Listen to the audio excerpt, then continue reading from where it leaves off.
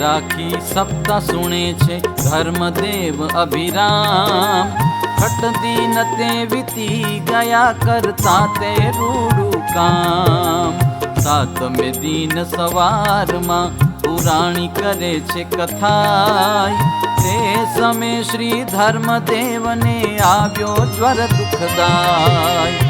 પથારીમાં શયન કર્યું નિર્બળ થયું છે અંગ. સુતા થકા તે સાંભળે છે કરી મનમાં ઉમંગ. સાતમે દિવસે સમાપ્તિ થઈ કથા તણી જે હવાર. પ્રેમ વડે પૂજન કર્યું આરતી ઉતારી સાર. વિપ્રને ભોજન કરાવ્યા આપ્યા છે દક્ષિણા દાન. સર્વે મળી ઘેર વળાવ્યો મનગમતા દઈમાન. સર્વે મળી ઘેર વળાવ્યો મનગમતા દઈમાન.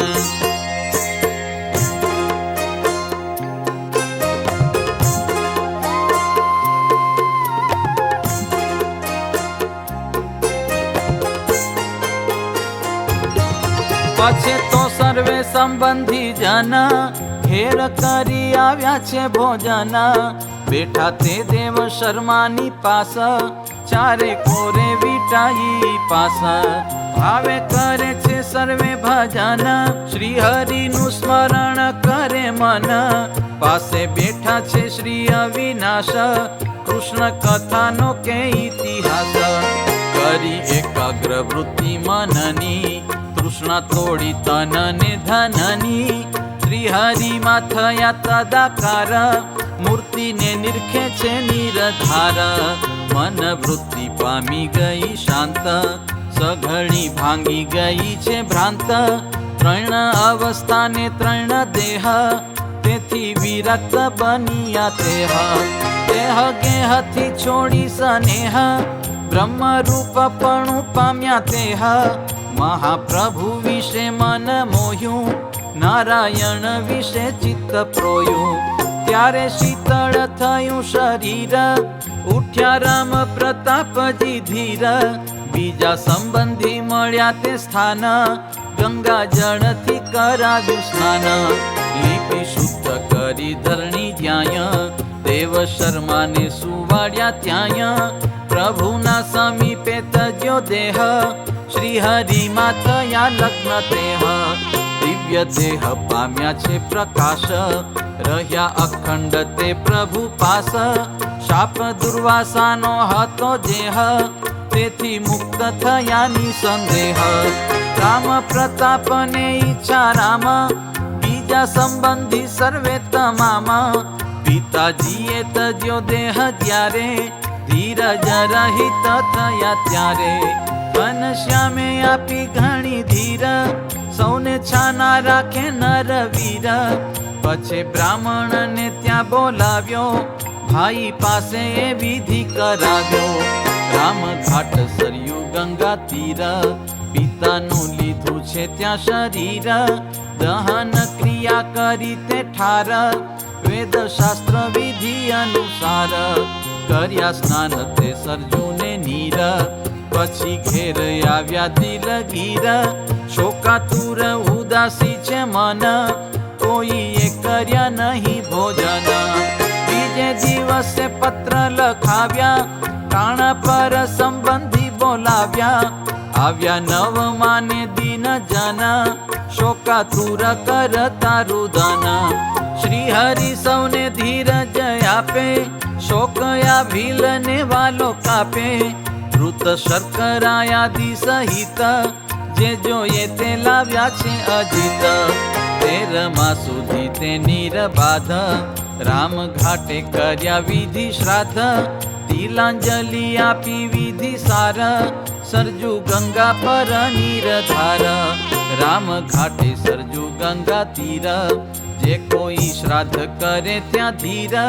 ગયાજી કરતા કોટી ઘણું ફળ મળે છે ત્યાં શ્રાદ્ધ તણું. શ્રી હરિ કરે વિચરણ જીયા સર્વે તીરથ રહે છે ત્યાં. તોય જીવોને ઉપદેશ દેવા પ્રભુજી આચરણ કરે એવા. ઉત્તર ક્રિયા પિતાની કરી વિધિવત શ્રી હરિએ ઘણી. પછી સગા સંબંધી જે જન તેને કરાવ્યા રૂડા ભોજન. નાત જાત ને કુટુંબી સર્વ સૌને જમાડી દીધા અપૂર્વ. હજારો બ્રાહ્મણ ને જમાડ્યા આનંદે સોત શાંતિ પમાડ્યા. ત્રયોદશમે દિવસે સાર સંબંધી આવી મળ્યા અપાર. ત્રણેય ભાઈને કર્યો શિર પાવ સર્વ સંબંધીને વધ્યો ભાવ. પિતાજીનું કર્યું ક્રિયમાણ શ્રી પ્રગટ પ્રભુએ પ્રમાણ. ત્યાં આવેલા સંબંધી જે જન ગયા પોત પોતાને ભુવન. મોતી ત્રવાડીને વશ રામ ગયા તે પણ પોતાને ધામ. એમ કરતા ગયા થોડા દિન પછી વાલીને વિચાર્યું મન.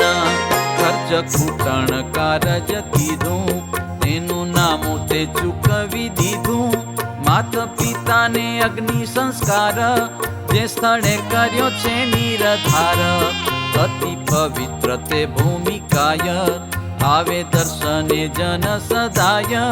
વળી અમર દર્શને આવે પ્રક્રમા ફરી શિર નમાવે. પછી એક દિન ઘન શ્યામ મનમાં વિચારે સુખધામ. મન થયું છે હવે ઉદાસ ઘર મૂકી જાવું વનવાસ. પણ નીકળવું કેમ કરી સંબંધી કોઈ જાણે ન જરી. વળી નિમિત્ત જો કાંઈ હોય ફાવે ઘરથી જવાનું સોય. એમ ધારીને શ્રી ઘન શ્યામ સખા સહિત પૂરણ કામ. હનુમાન ગઢી જન્મ સ્થાન કનક ભુવન આદિ સ્થાન. કર્યા સર્વે મંદિરે દર્શન પછી પાછા વળ્યા છે જીવન. ઘરે આવે છે શ્રી ભગવાન વચ્ચે આવ્યું એક ઉપવન. આંબલીઓનો બગીચો સાર મલ્લ રમે છે તે હજ ઠાર.